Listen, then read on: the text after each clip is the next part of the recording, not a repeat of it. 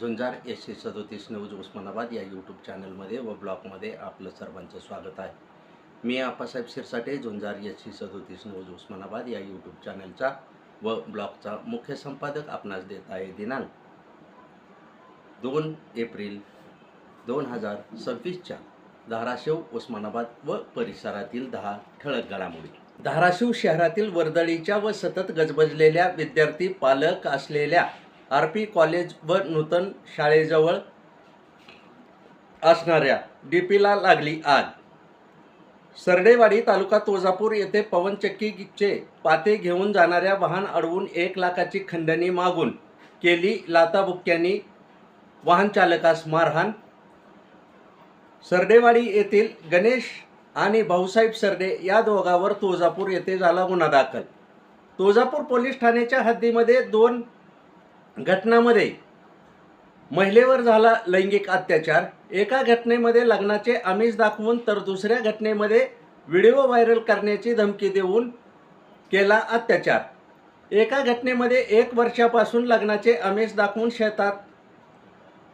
ठेवले, शेतात नेऊन संबंध, यात अट्रॉसिटीनुसार झाला गुन्हा दाखल। तर दुसरी घटना घरात घुसून बळजबरीने केला अत्याचार, व्हिडिओ व्हायरल करण्याचीही दिली धमकी। याबाबत नळदुर्ग पोलीस ठाणे येथे झाला गुन्हा दाखल। शिक्षण विभागातील भविष्य वेतन निर्वाह निधी विभागातील प्रशासकीय इमारतीत कार्यरत असलेल्या कार्यालयामध्ये अधीक्षक यांनी 8,000 रुपयाची लाच घेताना पिंजऱ्यात अडकले। येरमाळा चैत्र यात्रेत भाविकांनी सहभाग घेऊन यात्रा सुरळीत पाडण्याचे पालकमंत्री प्रताप सरनाईक यांचे आवाहन।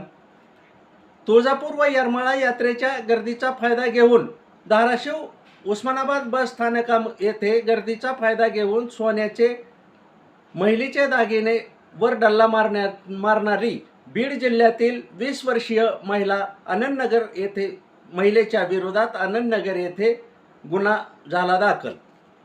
तुळजापूर येथे भाविकांचा दारू पिऊन धिंगाणा, DYSP यांना धक्काबुक्की, तरुणांना घेतले ताब्यात, कारवाई सुरू।